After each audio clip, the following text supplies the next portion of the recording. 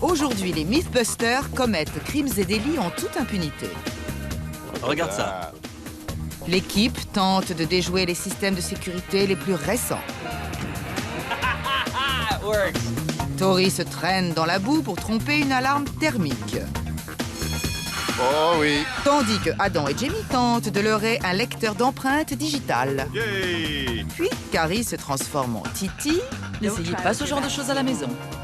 pour mystifier une alarme à ondes sonores.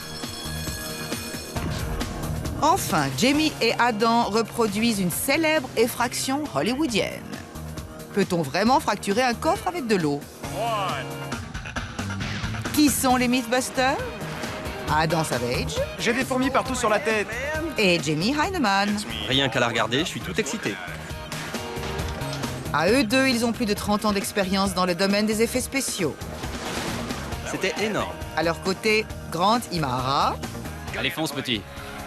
Tori Bellecci et Carrie Byron. C'est dément. Ils ne se contentent pas de recenser les mythes, ils les mettent à l'épreuve.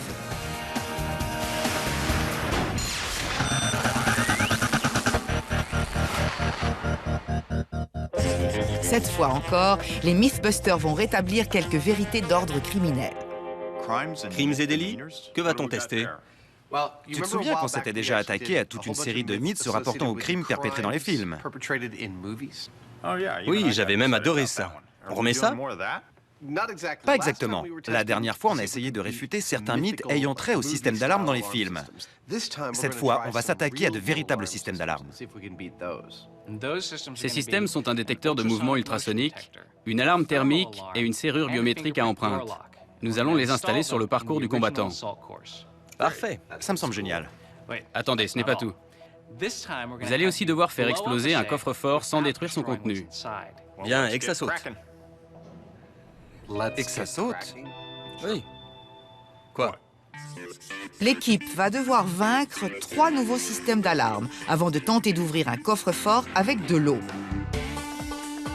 Mais tournons-nous vers Grant, qui connaît ses serrures sur le bout des doigts. Il démonte la serrure d'origine et en installe une bien plus sophistiquée, un lecteur d'empreintes digitales. La serrure biométrique est un capteur optique qui lit la forme de l'empreinte digitale et la compare avec celle contenue dans sa mémoire. Si elle concorde, on peut tourner la poignée et ouvrir la porte. Ça marche! Mais elle ne se contente pas de lire les empreintes. Cette serrure biométrique regroupe d'autres systèmes de détection de vie qui examinent la température du corps, le pouls, la résistance cutanée et quelques autres dispositifs propriétaires que le fabricant refuse de divulguer. Ceci pour s'assurer qu'elle a affaire à une véritable personne. En fait, la serrure est un système de sécurité quasi vivant. Je possède l'empreinte maîtresse. L'empreinte maîtresse? Quel homme! Adam et Jamie doivent tout d'abord se procurer une copie de l'empreinte du pouce de Grant. Y trouver le moyen de s'en servir pour ouvrir la porte. J'imagine qu'il faudra utiliser une sorte de pouce creux en caoutchouc, relié à une poire, qu'on actionnera pour imiter les pulsations sanguines. Ils n'ont même pas encore commencé que déjà Jamie est parti dans ses délires. Bien, c'est parti. Nous avons pris contact avec le fabricant qui nous a affirmé que jusqu'ici, personne n'avait jamais déjoué ce capteur. Il va donc falloir que nos amis se démènent pour réussir. Pour se faire la main, Adam et Jamie vont commencer par s'attaquer à quelque chose d'un peu plus simple. Cette machine va te demander de poser et d'ôter ton pouce 8 fois de suite, je crois. Cet ordinateur est supposé utiliser un lecteur d'empreintes bien moins sophistiqué. À partir de l'empreinte maîtresse du pouce de Jamie, ils vont pouvoir s'entraîner. Ils doivent tout d'abord s'assurer de la possibilité de prélever l'empreinte d'une personne. Oh, elle a l'air parfaite. Ils essaient la technique classique du saupoudrage. Je ne pense pas qu'on puisse la photographier telle qu'elle. Mais l'empreinte n'est que grossièrement révélée. Pour une meilleure empreinte, Jamie préfère s'intéresser à une autre technique de la police scientifique. Je vais poser mon empreinte ici. Je vais ensuite la déposer dans cette chambre à dépression. Je vais y placer un petit morceau de feuille d'aluminium avec un peu de colle extra forte. Je vais faire le vide et j'espère que les vapeurs vont la faire apparaître. Dans la chambre, les vapeurs de colle vont se dégager pour adhérer aux graisses laissées par l'empreinte sans modifier le verre propre. Je la vois. Je ne suis pas certain que ce soit mieux que tout à l'heure. Puis il saupoudre l'empreinte en collé. Oh, regarde, elle est très lisible. Plus lisible que ce qu'on a obtenu sans la colle. Oui. Adam scanne l'empreinte rendue visible et l'imprime. Tout est prêt pour un premier essai. Adam? Oui. L'empreinte n'est pas assez lisible. On dirait qu'elle n'est pas assez précise. Leur empreinte imprimée est trop confuse, même pour mystifier leur système de sécurité de base. Il va leur falloir améliorer la technique. Chaud devant, les Mythbusters s'attaquent au système d'alarme Dernier Cri. Cary, Grant et Tori brûlent d'en découdre avec un détecteur thermique, une alarme qui est déclenchée par le changement de température. Le corps humain émet de l'énergie infrarouge sous forme de chaleur. Le dispositif prend donc un cliché de la pièce et s'il capte de larges taches d'énergie infrarouge dans l'image, l'alarme se déclenche. Regardons ce qui se passe avec Tori. Dès qu'il pénètre dans la pièce, le capteur repère sa chaleur corporelle et l'alarme retentit. Il est difficile de tromper cette alarme, mais l'équipe possède une arme secrète, une caméra thermique.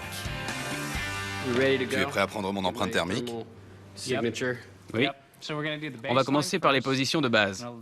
De face, sur le côté et de dos. D'accord. La caméra thermique reconnaît également les différences de température et elle dévoile avec précision pourquoi Tori déclenche l'alarme. D'accord, tourne-toi sur le côté. La peau de ses mains et de son visage rougeoie à 37 degrés. Même ses vêtements sont plus chauds que le décor bleu à 17 degrés. Le dos maintenant. On voit bien les radiations émises par sa nuque et un peu par ses épaules. Pour avoir la moindre chance de tromper l'alarme, ils vont devoir fondre le flamboyant Tori dans la température ambiante de la pièce et le rendre thermiquement invisible.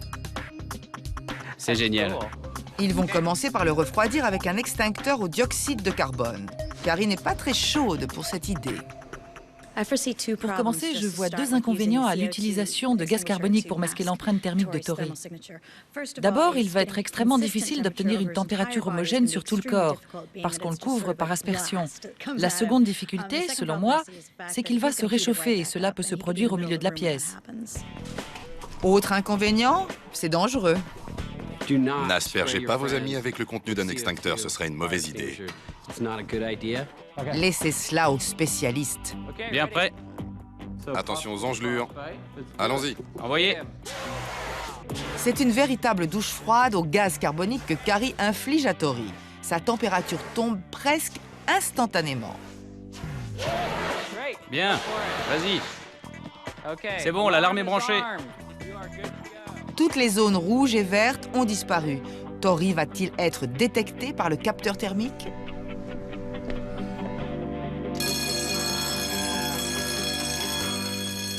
Ça n'a pas vraiment fonctionné. On recommence tout et on asperge à nouveau. Mais cette fois, on analyse froidement l'erreur. L'effet réfrigérant du gaz carbonique disparaît trop rapidement.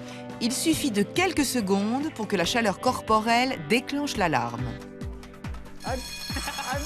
Cette méthode est donc écartée et il leur faut froidement reconsidérer un autre plan. Oh, regarde-moi ça. Pendant ce temps, Adam et Jamie tentent de forcer une serrure biométrique. C'est la plus chouette expérience de ma vie. Ils ont essayé le papier, en vain. Il semble que l'ordinateur ne puisse pas lire les surfaces planes. Grâce à une impression de l'empreinte de Jamie sur un transparent, les Mythbusters passent à la 3D. Nous allons procéder comme ceci. On va graver ces empreintes sur une plaque cuivrée de circuit électronique.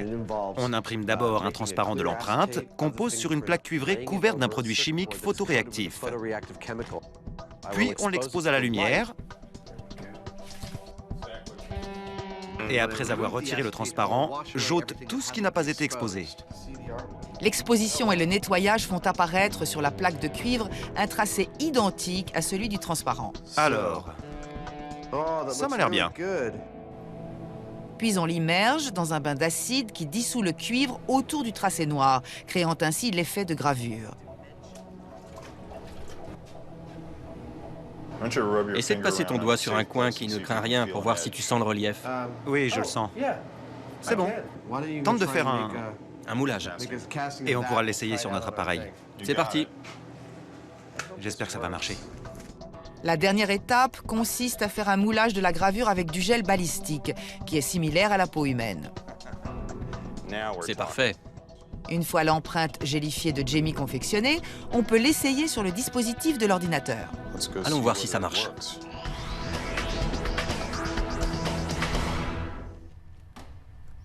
Access denied. Access denied. Le problème, c'est que le relief n'est pas assez marqué. J'obtiens bien la forme d'une empreinte, mais quand on pose un vrai pouce, on distingue des lignes très précises. Avec ce truc, la forme reste confuse. Si la gravure ne permet pas la confection d'une empreinte assez précise pour tromper l'ordinateur, que dire de la super serrure de Grant? Ça ne marche pas. Je crois que le plan B consiste à... Pendant que Jamie essaie de trouver un plan B, Carrie mène à bien l'autre partie de cette mission impossible, obtenir une empreinte du pouce de Grant. Grant pense qu'on ne peut pas obtenir son empreinte sans son accord. Il est très méfiant chaque fois que Jamie ou Adam entre ici. Je vais donc lui faire faire une série de copies de CD et j'espère ainsi pouvoir récupérer une de ses empreintes. Il va être là sous peu et je flippe. Carrie se fait agent double pour essayer de dérober l'empreinte de Grant. Un boîtier de CD constitue l'arme parfaite. Pari gagné, il mord à l'hameçon.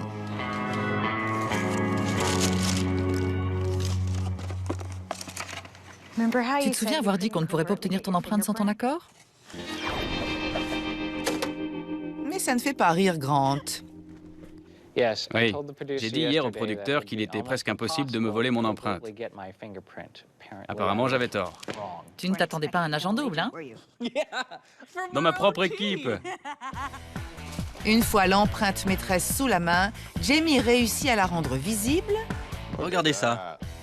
puis à la scanner. Après l'avoir imprimée sur un transparent, il a un de ces moments de génie pur. Comme on peut le voir ici, les tracés obtenus ont l'aspect de lambeaux. Les lignes ne sont pas très distinctes. Je me suis donc dit qu'en agrandissant l'image, je pouvais les retoucher avec un feutre, rendre les lignes plus perceptibles, puis réduire le tout à la bonne échelle pour faire une nouvelle gravure et voir ce que ça donne. Une fois les tracés de Jamie et Grant redessinés, les premières impressions laissent penser que cela pourrait fonctionner. Dis donc, ça a l'air parfait. Tous les espoirs sont à nouveau permis et ils retournent à la gravure. Au cas où vous penseriez rééditer cette manipulation chez vous, nous avons sciemment omis une étape primordiale. C'est compris? Jamie, Oui, elles sont magnifiques. bien. Je les trouve vraiment bien. Jamie confectionne de nouvelles empreintes gélifiées pour faire un essai. T'as quelque chose? Oui, Oh, ça m'a l'air parfait. c'est le mieux qu'on puisse obtenir. Le mieux qu'on puisse faire. Essayons-la. Cette fois, l'ordinateur ne la rejette pas immédiatement. Il la lit et... Access granted. Oui, c'est gagné. Oui? Oui, Génial! Ça me fait plaisir. Ayant réussi à forcer l'ordinateur, il passe à la serrure biométrique de Grant. Les choses deviennent sérieuses. Welcome, Jamie. ça marche. Fantastique. C'est extraordinaire. Du côté du capteur de chaleur, la réfrigération de Tori, à l'aide d'un extincteur, ne l'a pas fait thermiquement disparaître. L'équipe s'immerge donc dans une autre tactique. Nous passons à la combinaison en néoprène en espérant qu'elle masquera son empreinte thermique. Attention, ces images peuvent choquer les âmes sensibles. Je ne m'attendais pas à ça. Je regarde même pas. La combinaison en néoprène offre un autre angle d'attaque du problème. Toutes les parties que recouvre le néoprène semblent disparaître.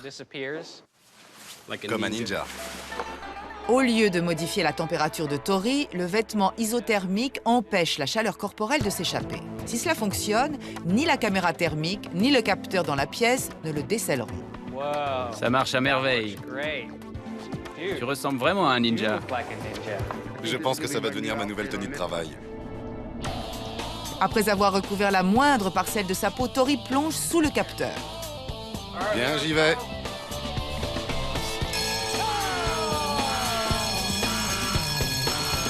L'alarme sonne. Tori revient à son point de départ pour une autopsie. Au départ, la combinaison était totalement bleue. Elle se fondait parfaitement dans le décor, mais à présent, elle s'en détache de plus en plus. Plus je reste dans la combinaison, plus elle s'imprègne de ma chaleur corporelle. La combinaison n'est pas assez étanche. Suivant. Voici de la boue. Comme Schwarzenegger contre le Predator, la boue pourrait rendre Tori thermiquement invisible. D'où provient cette boue? Je veux le savoir. Ça marche. Ça marche très bien. Ça marche? Les premiers signes sont encourageants. La boue masque l'empreinte thermique de Tori. Ils se font lentement dans le décor. Peut-on essayer de ne pas m'en remplir les oreilles? Il faut la lui déverser sur la tête par poignée entière. C'est une idée géniale, Grant. On continue de l'enduire jusqu'à ce qu'il ressemble à un lutteur en pleine mousson. J'entre. Prêt? Comme ça? Oui. Oh non. La boue, tout comme le néoprène, s'est réchauffée trop rapidement. Elle laisse échapper sa chaleur corporelle et déclenche l'alarme. Tori a également repéré un autre problème. Si j'essayais de pénétrer dans un bâtiment couvert de boue, je crois que la police pourrait facilement m'attraper. Ils n'auraient qu'à suivre mes traces. Encore un mythe qui se termine à tort. Du côté de nos escrocs aux doigts de fée, Adam et Jamie ont vaincu le lecteur optique de l'ordinateur grâce à une empreinte gélifiée. Welcome, Jamie. Bien, ça fonctionne. C'est au tour de la serrure biométrique de Grant. Contrairement à l'ordinateur, ce scanner ne lit pas seulement la forme de l'empreinte, il examine également le pouls, la sueur, la température et davantage encore. Pour relever le défi, Adam utilise un sèche-cheveux. À partir de la gravure de l'empreinte volée à Grant, il fait une copie en latex qu'il adjointe à la chaleur, la sueur et le pouls de son propre pouce. Bien, vous êtes prêts? Oui, on a travaillé là-dessus pendant des jours et je crois qu'on tient une ou deux choses qui pourraient marcher. Bien, je reste ici pour superviser. D'accord. D'accord. Rappelez-vous, selon le fabricant, cette serrure reste inviolable. Toi d'abord. D'accord. Voici mon pouce Imahara breveté.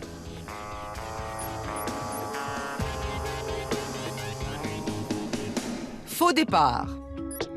Adam reprend de zéro et recommence. Rien. Cette technique semblant ne rien donner, Adam tente d'humecter le latex.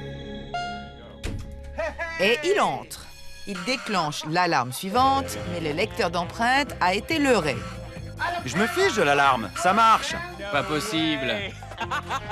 C'est du latex collé sur mon doigt, moulé sur un circuit imprimé. Pour autant que l'on sache, c'est une première mondiale ici, chez les Mythbusters. Selon le fabricant, cette serrure biométrique n'a jamais été forcée. Il ne s'arrête pas là. Bien, c'est bon pour celle-ci. On continue avec les autres techniques? C'est au tour de Jamie qui a confectionné une empreinte gélifiée du pouce de Grant. Oui, superbe. Ça fait 2 sur 2. Ce n'est pas possible. Jusqu'ici, le capteur de l'ordinateur se révèle plus difficile à tromper que celui-ci. Oui. À présent, passons au morceau de papier. Forte de ses réussites, l'équipe décide d'essayer la photocopie de l'empreinte de Grant. Pas de chaleur et pas de pouls, seulement un morceau de papier humidifié. C'est vraiment n'importe quoi. Voici l'arme secrète. Oh non! Le fabricant affirme que c'est une première mondiale, que personne n'a jamais pu forcer ce système. Mais on vient de le faire avec 3 méthodes différentes en moins de 10 minutes. En réalité, il a fallu plus de 3 jours de travail acharné à Adam, mais finalement, il l'a forcé. Chapeau bas! Donc, le mythe des serrures à empreinte inviolable est bidon. Tori s'est littéralement traîné dans la boue pour tromper une alarme thermique. Oh non! C'était bien la peine. Et il n'hésite pas à se mouiller. Quel esprit d'équipe! Il fallait le faire au nom de la science. Oui, ça en valait la peine, c'est sûr. Ça en valait la peine, absolument. Je voulais en être sûr. Malgré un résultat lamentable jusque-là, Carrie a une idée de génie. On peut injecter de la chaleur dans une pièce et l'amener à la même température que celle de la peau. Ensuite, le capteur de mouvement thermique sera incapable de déceler une personne dans cette pièce. Jusqu'à présent, ils ont essayé de masquer l'empreinte thermique du corps. Bien, on ouvre le gaz. En augmentant la température de la pièce jusqu'à 37 degrés, Grant devrait pouvoir la traverser. Mais il y a un problème.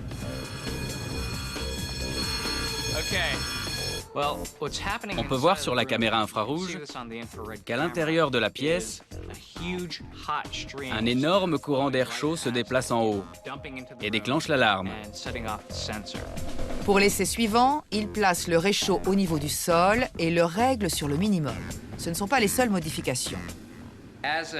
Il n'y a qu'une seule manière d'effectuer un essai déterminant. Il faut pénétrer dans la pièce façon commando, c'est-à-dire nu ou presque. Grant se déshabille au nom de la science. Il estime que si la pièce est à la température du corps humain, ses vêtements ne le sont pas. Pour lui, l'unique moyen d'être précisément à 37 degrés consiste, malheureusement, à se mettre en sous-vêtements. Bien Grant, on est à 35 degrés. D'accord, j'y vais. Grant rampe jusqu'à son point de départ, attend l'augmentation de 2 degrés et Oui, ça a l'air bon. déclenche l'alarme. Il semble que ce capteur soit trop sensible. Même un Grant presque nu ne peut le tromper. Rhabille-toi! Fin du spectacle. Pas vraiment. Il ne faut considérer ses premiers essais que comme un tour de chauffe. Qu'est-ce que ça donne? Il est invisible? C'est génial. Ils reviennent à présent à leur idée de masquer la chaleur qu'émet Tori. À première vue, la combinaison anti-incendie est efficace, du moins côté face. Oh, regardez. Il a une tache de chaleur sur le derrière. Tu es en train de dire que j'ai le feu aux fesses? Tourne-toi. Malheureusement, il y a un accroc au dos de la combinaison et la chaleur qui s'en échappe pourrait suffire à ruiner toute chance de succès. Bien, l'alarme est branchée, tu peux y aller.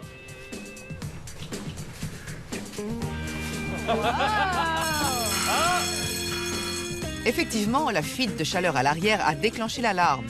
Pour la deuxième tentative, Tori tend l'autre joue et marche à reculons.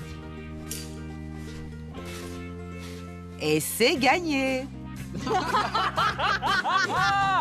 C'est bon. Même quelques pas de danse douteux n'alarment pas le système, du moins jusqu'à ce qu'il perde son couvre-chef. Enlève le masque. C'est génial. Bon sang! C'est... géant. En fait, je suis très surpris par l'efficacité de la combinaison anti-incendie. Lors du premier passage, on voit bien que l'alarme se déclenche à cause de la fuite de chaleur dans son dos. Au second passage, il marche à reculons et pas de problème, rien ne se déclenche. Il peut même gesticuler devant le capteur. Mais dès qu'il retire son masque, l'alarme retentit. La combinaison anti-incendie étant un peu encombrante, il souhaite tenter d'autres méthodes. On va essayer la vitre. Scientifiquement, on sait que la lumière visible traverse aisément le verre, mais pas la majorité des infrarouges. Puisque ce capteur repère l'énergie infrarouge, on a de bonnes chances de pouvoir masquer l'empreinte thermique de Tori. En théorie, le verre épais devrait mystifier cette alarme. Oh, c'est génial. Ça bloque totalement les infrarouges. Tiens-la devant ton visage, oui. Avance vers la caméra. Le verre fait merveille. Tout ce qu'il recouvre est thermiquement invisible. Un grand panneau de verre pourrait convenir, mais il serait difficile de le faire passer dans une conduite ou par quelque autre endroit permettant l'effraction. Ce ne serait pas très pratique. Je propose donc une approche un peu différente. Étant donné qu'il ne serait pas très réaliste de se déplacer devant une alarme en tenant une vitre, Grant fabrique une pince spéciale pour le verre. Bien, on va chronométrer celle-ci et je commence maintenant. Il se sert de la pince pour descendre un panneau de verre devant le capteur à travers l'aération du plafond. Mais ce n'est pas aussi facile que prévu. Il semble qu'ils aient des problèmes pour trouver le bon angle. Pour descendre le bras et positionner le verre devant le capteur. Grant étant incapable de se contorsionner de manière satisfaisante, Carrie tente sa chance. Ça me semble bon. Bien joué. Carrie a pu accrocher la vitre devant le capteur. Et à présent, il pénètre dans la pièce. Et tout ça en moins de 2 minutes. Ils réussissent enfin dans le plus pur style braqueur. Le mythe selon lequel les détecteurs de mouvements thermiques sont invulnérables est bidon. Adam et Jamie sont sur le point de faire sauter un coffre-fort avec de l'eau. Un coffre-fort ouvert avec de l'eau? Nous allons faire exploser un coffre-fort. Pas un vieux modèle, mais un coffre doté de l'un des dispositifs anti-effraction les plus modernes au monde. On appelle ça un verre autobloquant. Il s'agit d'un panneau de verre inséré dans la porte du coffre qui, s'il est brisé, active sa fermeture définitive. Regardez. Un verre autobloquant est le pire ennemi des perceurs de coffres. Un fragile panneau de verre repose à l'intérieur de la porte et est connecté à une série de pennes et de serrures. Si un cambrioleur provoque la rupture de ce verre ou s'il le fait simplement vibrer, les pennes sont activées et la porte du coffre est définitivement bloquée. Mais apparemment, on peut contourner la difficulté. Il existe une technique parfaitement décrite dans le film The Score. Ce cambrioleur, tout de noir vêtu, perce d'abord avec minutie un trou au sommet du coffre. Puis il le remplit à ras-bord d'eau avant d'y noyer une charge d'explosifs. L'eau augmente, l'onde de choc et la porte, malgré son système de fermeture, est arrachée net. Mais cette bombe aquatique peut-elle fonctionner dans la réalité? On ne va donc pas se contenter de faire exploser un coffre, c'est une question de méthode. Absolument. Je veux suivre avec précision la technique décrite dans le film, pour voir si l'utilisation de l'eau n'est que fiction ou si elle est basée sur des faits scientifiques. Je visionne les images de ce film pour m'y référer en vue de notre effraction. J'essaie d'évaluer avec exactitude la quantité de nitroglycérine utilisée pour ouvrir ce coffre rempli d'eau. Je mesure donc les éléments sur l'écran et je tente d'estimer la taille et le volume exact d'explosifs afin de calculer la quantité nécessaire à notre expérience. Tout cela peut sembler peu rigoureux, mais Adam affirme que c'est précis. Selon mes calculs, je parviens à un volume d'environ 8,5 pouces cubes, soit environ 4,73 onces liquides, 140 millilitres ou 9 cuillères et demie. Quelle que soit l'unité souhaitée par notre pyrotechnicien, j'ai la conversion qui convient. Après les calculs, la cuisine. La recette est simple. Prenez un coffre-fort doté d'un verre autobloquant, ajoutez de l'eau, des explosifs et mélangez le tout dans un bunker. L'équipe de recherche et de production de Mythbusters a encore découvert un endroit extraordinaire pour réaliser ce genre de choses interdites. Nous sommes dans l'usine de traitement des eaux du sud de San Francisco. En d'autres termes, c'est une station d'épuration et d'ordinaire, l'endroit où je me tiens est rempli d'excréments. Mais aujourd'hui, nous allons y faire sauter un coffre. Et pour empêcher ce mythe de tourner en eau de boudin, ils font à nouveau appel au spécialiste des explosifs, Frank Doyle. Mais avant que Frank n'évente la mèche sur ce mythe, nos amis veulent jeter un œil sur le verre autobloquant. C'est ce panneau de verre qui, s'il se brise, provoque la fermeture définitive du coffre. C'est tout? C'est tout ce qu'il y a. C'est le verre autobloquant? Je pensais qu'on risquait de le percer sur toute la surface. Adam, comme notre graphiste, imaginait que le verre s'étendait sur toute la surface de la porte. En fait, il est bien plus petit, mais ce n'est pas la taille qui importe. Malgré son apparence, ce verre est sensible à la moindre vibration. Il sera donc difficile de le vaincre. Voici le trophée. Il y a aussi de l'argent. Une fois le butin mis en place, l'équipe est prête à tenter l'effraction. L'action se déroule en 5 étapes. Première étape, percer un trou au sommet du coffre à l'aide d'une lance thermique. Deuxième étape, remplir le coffre d'eau. Étape 3, glisser les explosifs dans le coffre. Quatrième étape, faire sauter la porte du coffre. Et cinquième étape, prendre l'oseille estirée. Pour cette expérience, Adam et Jamie vont procéder pas à pas. Tout d'abord, l'épreuve du feu. Ce n'est pas exactement la tenue en vogue chez les perceurs de coffres. Adam sacrifie le style vestimentaire hollywoodien à la sécurité. Bien. Je crois que je suis prêt. Tout comme dans le film, Adam utilise une lance thermique pour percer le blindage du coffre. Des baguettes de fer brûlent sous oxygène enrichi et créent les hautes températures nécessaires à la découpe. Il me faut une autre baguette. Mais à cause de cette lance, ce mythe part déjà en fumée. Moins de 30 secondes sont nécessaires au cambrioleur de celluloïd pour percer le coffre. Il en faut 20 fois plus à Adam. Ah, c'est ouvert. Et ce n'est pas le seul problème. Il est évident que j'ai rencontré quelques problèmes lors de la première étape, qui consiste à percer un trou à la lance thermique. Premièrement, j'ai brûlé mes chaussures. Deuxièmement, j'ai dû utiliser plus d'une douzaine de baguettes. Elles ont mis le feu à tout ce qui se trouvait dans le coffre. Tout est noir dessus. Je n'ai pas vu ça dans le film. Le sceptre de Adam est carbonisé. Le mythe n'en est pas loin non plus.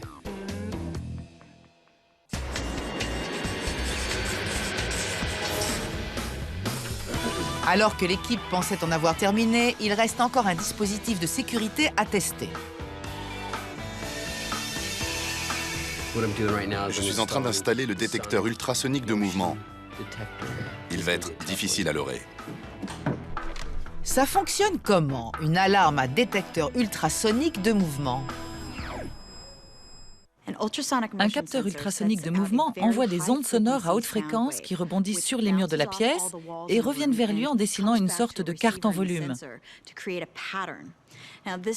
Cette carte figée constitue le plan géographique de la pièce et tout ce qui vient la perturber va déclencher l'alarme. Le détecteur mesure le temps nécessaire à une onde de haute fréquence pour traverser la pièce et revenir. Si quelque chose interfère avec le passage de l'onde, elle rebondit plus rapidement vers le capteur et déclenche l'alarme.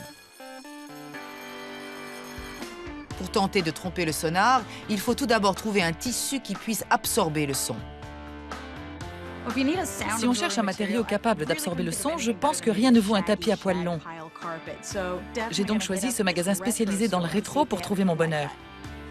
Carrie espère qu'un tapis épais absorbera les ondes sonores et les empêchera de rebondir vers le capteur. Elle pense que cela peut leurrer l'alarme qui estimera que tout est normal. Je ne sais pas si la couleur importe, mais c'est le plus épais que nous ayons. Le jaune? Oui, c'est ça. Si je m'enveloppe là-dedans, je vais ressembler à une marionnette. Oui, à Titi. Si Carrie se transforme en canari, c'est bien ce type qui va récolter un œuf de pigeon sur sa tête. Ça va? Oui, oui, ça va. De retour à l'atelier, Carrie va transformer son tapis en costume soniquement furtif. Ce qui n'est pas du goût de tous.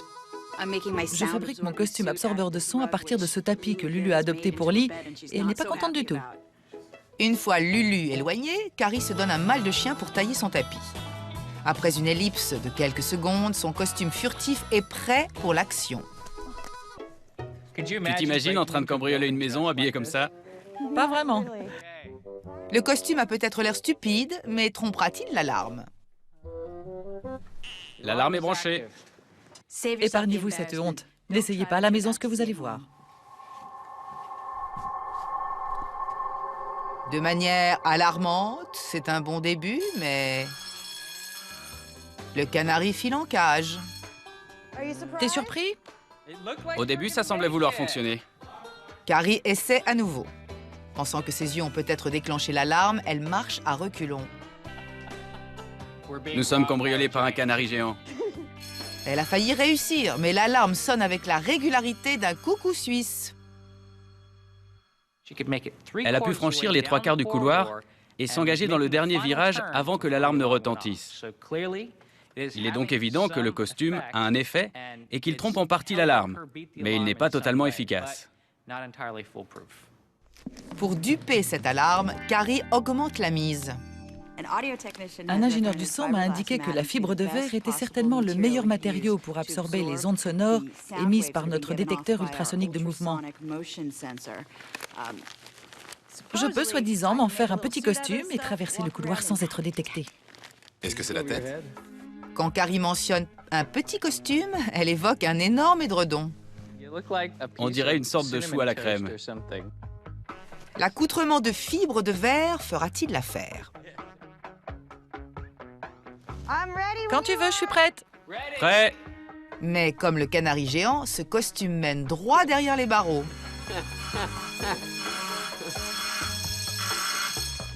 Je crois que celui-ci est totalement bidon. J'ai même pas pu franchir la porte. Le costume mis hors course, on passe à une autre tactique. Et celle-ci est de loin moins complexe. Carrie, le système est branché et les caméras tournent. Pas de matériaux fantaisistes, juste un bon vieux drap tenu à bout de bras. Ça marche. Bon sang. Qu'est-ce que... Quoi? Ce n'est pas possible. Ça ne peut pas marcher. Aussi, ça marche. Le drap est une réussite. Je vais le refaire, c'est impossible. C'est tellement idiot que je ne peux pas croire que ça fonctionne. Laisse-moi le refaire. Vas-y. Entrée du drap. Étonnamment, le drap absorbe les ondes sonores. L'équipe en est tout abasourdie. Lâche le bras. C'est impossible, c'est pas vrai. Si, c'est vrai. C'est tellement bête. Tu sais, on a cette liste de mythes et c'est comme, allez, on l'a sur la liste, on le fait, on le rate, et on passe à autre chose de plus efficace. Le drap tendu devant soi leurre le capteur. C'est vraiment stupéfiant. L'alarme est dans de beaux draps, mais il reste encore une dernière expérience à tenter, le ralenti. Elle entre. Pour son dernier passage, Carrie tente de traverser la pièce aussi lentement que possible. Bien. Elle est complètement dans le champ du capteur. Pour éviter que l'alarme ne sonne en permanence, il existe une tolérance au mouvement qu'il faut dépasser pour la déclencher. En se déplaçant à la vitesse d'un escargot, il doit être possible de rester sous ce seuil et ne pas être détecté. Elle s'en sort bien. Oui, elle s'en sort bien. Bien sûr, ce n'est pas très compatible avec l'idée d'un cambriolage, mais après 20 minutes de progression, elle réussit la traversée. Tu y es presque, Carrie. Encore un peu. C'est bon, tu es sorti. Elle a réussi. Tu es sorti. Bien joué, Carrie. Ils ont vaincu le radar. Bien, maintenant saute dans le couloir pour la déclencher. Joli. Bien joué. Je suis réellement stupéfaite. J'ai peine à croire que j'ai pu marcher assez lentement pour tromper le capteur. Je croyais qu'il allait se déclencher dès la première seconde. On peut donc vaincre un détecteur de mouvement. Mythe bidon. Maintenant, nous allons fermer le coffre et le remplir d'eau. Ça fait partie de l'opération. On va voir si l'eau reste bien dans le coffre. Mais la deuxième étape, le remplissage du coffre avec de l'eau, Vas-y, envoie. pose encore davantage de problèmes que la première étape. Quelle misère. Jusqu'ici, les techniques utilisées, la lance thermique, le remplissage de l'eau et l'explosion, sont un peu problématiques. On a mis le feu à l'argent, le coffre ne retient pas l'eau. Je pense qu'on finira par y arriver. Mais ce n'est pas très réaliste. Le coffre est aussi étanche qu'une passoire. Adam et Jamie décident donc de le sceller hermétiquement, ce que le voleur du film n'avait pas à faire. Le coffre n'est pas étanche et il faut qu'il retienne l'eau pour notre explosion. Nous sommes aussi des cambrioleurs. Nous ne pouvons donc pas l'ouvrir pour appliquer des joints de silicone à l'intérieur. Il nous faut le sceller de l'extérieur. Et le mieux qu'on ait trouvé, Jamie et moi, c'est un joint spécial que nous avons utilisé pour réparer les fuites sur la partie immergée de la coque de son bateau.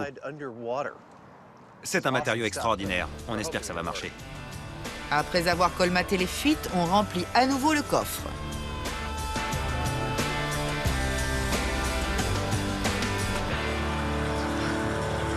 Ça ressemble à ces horloges relaxantes qui vous aident à vous endormir la nuit. C'est comme le murmure d'un ruisseau. Oh, j'en veux un comme ça. Oui. Tandis que Adam s'endort tranquillement, le coffre continue de se remplir, mais les fuites s'aggravent. Il va exploser. Bon sang, ça fuite partout. Encore un échec. En ce qui concerne le processus, rien ne fonctionne. Tout tient à la vitesse d'exécution. On ne peut pas se permettre de perdre 3 heures pour le perçage, etc., etc. Il faut 3 heures juste pour sceller cette porte. Cela va à l'encontre du mythe, mais le seul moyen de remplir le coffre à ras-bord consiste à le sceller de l'intérieur.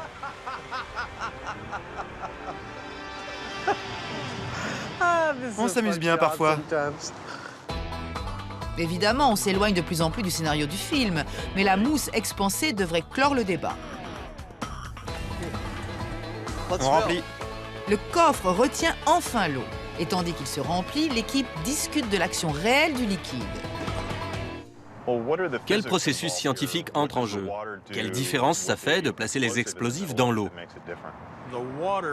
L'eau ne se comprime pas lorsque la charge explose. L'énergie dynamique est diffusée de manière homogène en milieu aquatique et donc sur les surfaces internes du coffre. Est-ce que cela intensifie l'explosion? Non, on ne modifie pas l'énergie déployée. On se contente d'en concentrer plus ou moins la distribution. Ça favorise donc la répartition de l'onde de choc de l'explosion sur les parois du coffre. Oui. D'accord. Donc, en théorie, l'eau est un bon moyen de faire sauter un coffre. Mais au cas où l'onde de choc se transformerait en tsunami, on installe des écrans blindés. Juste à temps parce que dans le bunker, le coffre est fin prêt pour l'explosion. On se bouge, allez! En se fondant sur les calculs de Adam, Frank place 220 grammes de TNT, qu'il glisse dans le trou percé au sommet du coffre. Les pyrotechniciens placent la charge explosive et tout le monde a évacué la zone. Le périmètre a été sécurisé par les pompiers et la sécurité, et on devrait pouvoir tout faire sauter dans quelques instants. Une fois la minuscule charge de Frank en place, le moment est venu de laisser la réalité de ce mythe éclater au grand jour. 3, 2, 1... T'as vu le bond qu'il a fait? Voilà, le coffre est fracturé. Tu crois? Tu sais ce que je préfère dans les explosions? Ce sont les dégâts qui en résultent. Adam préfère peut-être les dégâts, mais le vrai plaisir réside tout de même dans l'explosion.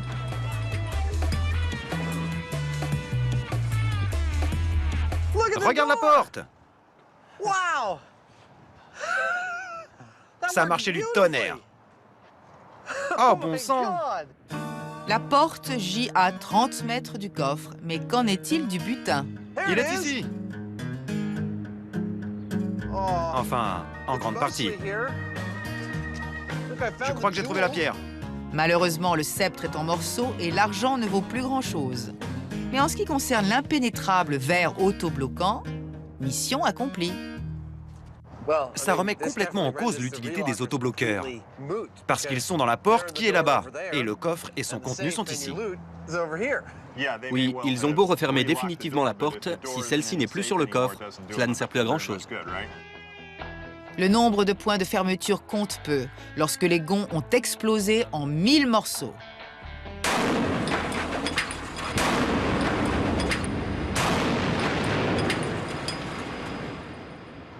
Je dirais que cette technique fonctionne. Qu'est-ce que tu en penses? On a découvert que le processus décrit dans le film est basé sur une effraction qui se serait produite dans les années 50 sur la côte est des États-Unis. Mais on ne peut pas vraiment le confirmer. J'estime donc que c'est plausible. Je crois aussi que c'est totalement plausible. L'étanchéité du coffre pose de nombreux problèmes. Mais une fois résolu, c'est un moyen très efficace de séparer le coffre et sa porte. Très bien. Au suivant. Ce mythe de cinéma n'est donc pas totalement rincé, mais plausible.